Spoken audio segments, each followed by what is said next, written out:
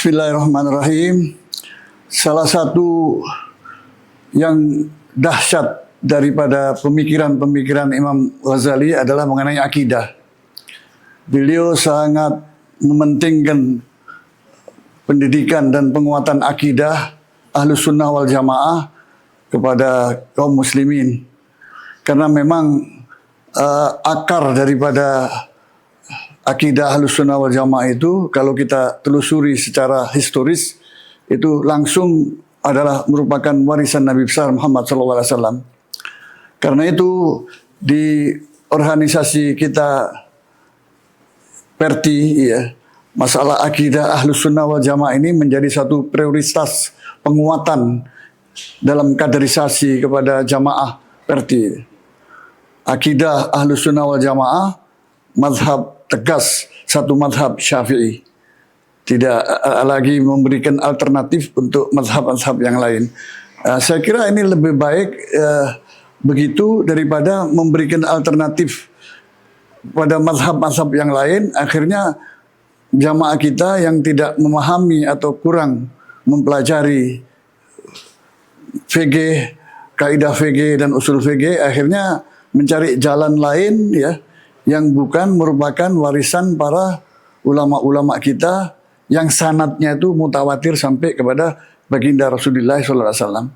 Demikian juga akidah, ini terjaga akidah ini. Akidah kita ini harus kita secara historis kita jelaskan kepada para jamaah Perti ini bahwa ini sumbernya dari Nabi sendiri. Ketika Nabi mengatakan bahwa alaikum bisunnati wa sunnatil khulafa'ir rasyidin min ba'di. Pegang teguh sunnatku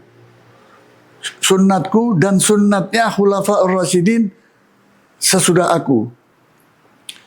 Ya, ini yang menjadi pokok pembahasan Imam Ghazali di dalam Ihya Ulumuddin itu mengenai penguatan dan pengokohan akidah Ahlus Sunnah wal Jamaah.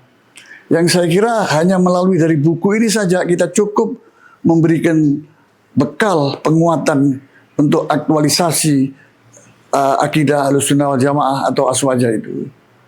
Jadi sumbernya dari Allah, turun kepada Nabi bahwa bagaimana umat Nabi Muhammad ini terikat dengan pendidikan yang selama ini diberikan oleh Nabi Muhammad kepada para sahabat.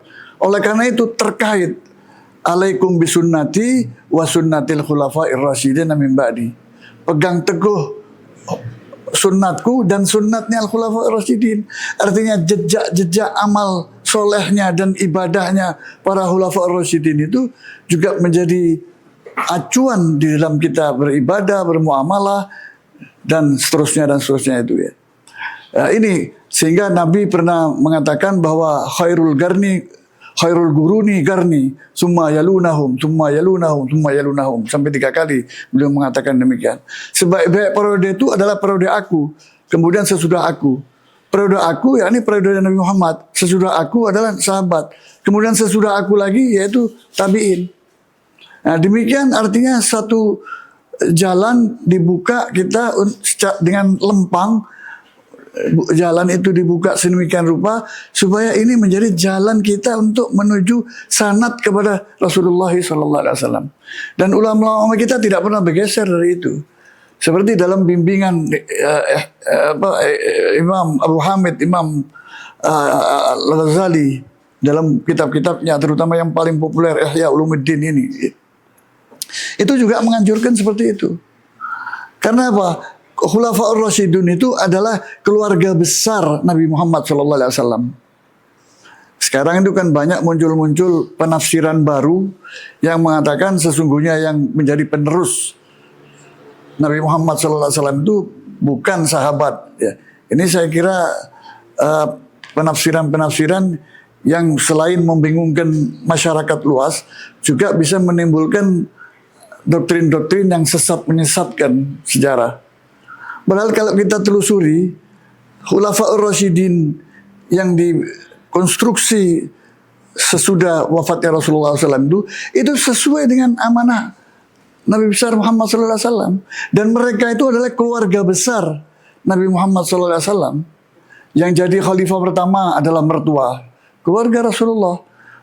Menjadi khalifah kedua adalah Sayyidina Umar bin Khattab, mertua kedua. Yang jadi khalifah ketiga, mertua sudah tidak ada, yang ada menantu tertua, paling senior. Dan yang keempat, menantu lainnya tidak ada kecuali Ali, maka Ali menjadi. Jadi seolah-olah ada tangan-tangan dari langit yang mengatur sedemikian rupa bahwa keluarga besar Nabi Muhammad SAW sebagai penerus ajaran Nabi, bukan penerus kenabian, tapi penerus ajaran Nabi, ya, itu adalah Khulafaur Rasyidun sebagai angkatan pertama. Yang dikatakan tadi oleh Nabi, alaikum bisunnati wa sunnatil khulafair rasyidin min ba'di. Oleh karena itu, di tengah-tengah kehidupan kita sekarang secara kontekstual, kita kaitkan dengan dinamika masyarakat yang terjadi sekarang, kita harus didik anak-anak kita, pemuda-pemuda kita, ya, generasi yang akan datang ini dengan doktrin ajaran manhaj, ya, madhab, ya, Ahlus Sunnah wal Jamaah. Jadi bukan saja akidah, tapi manhaj, ya. Manhaj itu seperti yang diajarkan oleh Imam Ghazali, manhaj itu metodologi bagaimana memahami akidah Ahlus Sunnah wal Jamaah ini sehingga tidak keliru dengan munculnya gagasan-gagasan baru, ide-ide baru yang mengkontaminasi akidah, kemurnian akidah Ahlus Sunnah wal Jamaah itu. Jadi ini saya kira pentingnya kita mengambil pelajaran dari kitab Ihya Ulumuddin ini, karena kitab ini mengarahkan kita secara benar dan ilmiah. Tadi saya katakan bahwa Imam Ghazali itu adalah ulama yang kalibernya pada masanya itu kaliber yang alim allama. Mungkin saja orang boleh jadi akan lahir atau mungkin sudah lahir orang yang lebih alim daripada Imam Ghazali. Tapi kita belum yakin bahwa orang itu memiliki kemampuan metodologi seperti yang dikembangkan oleh Imam Ghazali melalui buku-bukunya. Dalam satu riwayat saya mendapat cerita bahwa Imam Ghazali pernah beberapa waktu tidak mengajar. Ketika murid-muridnya bertanya, mengapa tidak mengajar? Biasanya aktif mengajar. Dia bilang, saya menyiapkan sebuah buku. Yang buku itu nanti akan mengajarkan banyak orang. Bukan sekedar kamu 1-2 kelas ini, tapi akan mengajarkan orang lebih banyak lagi, lebih banyak lagi, lebih banyak lagi. Buku yang ditulis itulah, yaitu buku yang sekarang sangat monumental, yaitu Ihya Ulumuddin, menghidupkan ilmu-ilmu agama yang luar biasa, sudah diterjemahkan entah berapa puluh bahasa dan dicetak berapa juta dan lain sebagainya. Tapi orang-orang yang anti Imam Ghazali sekarang ini malah menutup makamnya Imam Ghazali itu sehingga tidak terlihat lagi. Kalau kita datang ke Iran itu, kita tidak melihat ada jejak-jejak makamnya Imam Ghazali karena sudah tertutup dengan bunga-bungaan dan lain sebagainya, ya. Padahal semua orang tahu kaliber Imam Ghazali itu. Pernah dalam satu seminar internasional tentang Al-Ghazali di Hotel Borobudur 7 tahun yang lalu, kebetulan saya hadir, ya, pernah dipertanyakan oleh salah seorang dari 16 negara yang ikut di dalam seminar tersebut, mengapa Imam Ghazali makamnya tidak dibesarkan di sana, dikenal sehingga dikenal banyak orang. Kalau memang tidak sanggup mereka itu membangun makam Imam Ghazali di Tus, maka bawa ke Indonesia. Indonesia banyak pengagum Imam Ghazali yang akan membangun makam beliau. Nah, inilah saudara-saudara sekalian, karya-karyanya memang sudah menyebar kemana-mana, tapi kerinduan orang untuk berziarah kepada Imam Ghazali sampai hari ini tidak bisa karena terstagnasi dengan negara lain yang tidak menghargai, mengapresiasi Imam Ghazali.